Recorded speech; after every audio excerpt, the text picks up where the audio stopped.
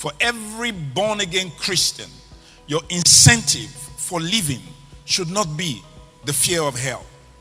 Your incentive for living should be the blessing that God has prepared for those who love Him.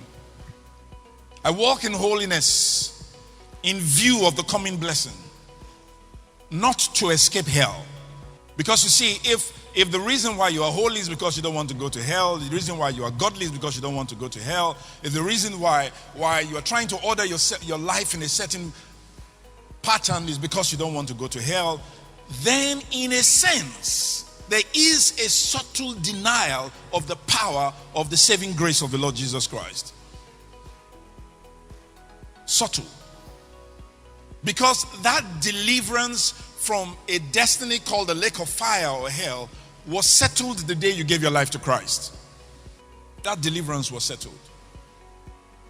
That is not to say it cannot be reversed. It is reversible.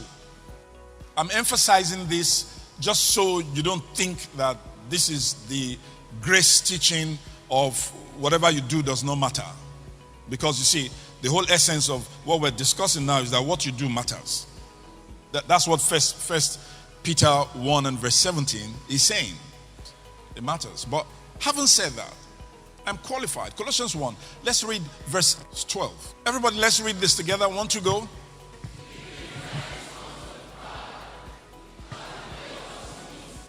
Giving what? Thanks. Unto whom?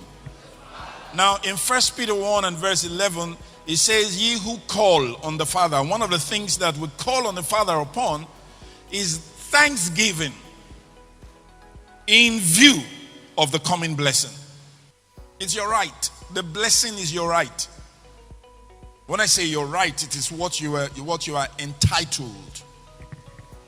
You live your life based on the coming blessing. You don't live your life based on the fear of hell. It is totally out of order and abnormal for one who is born again to go to hell. It's abnormal. So, I think the more we need to emphasize this a little more so that people understand the power of salvation. It's abnormal. But with that abnormality occur, yes, it can occur. So keep that in mind. But for you who is seeking God with everything that is inside you, that should not be your consideration.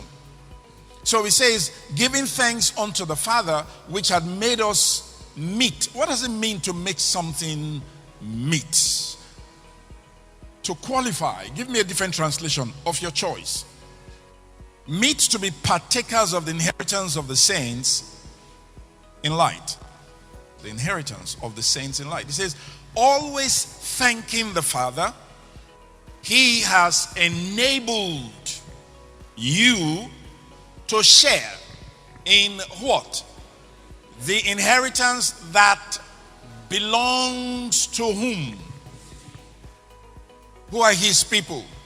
All God's born again children. But he qualifies it. Who live where? In the light. Not those who live in darkness. So there's a guaranteed path to the inheritance.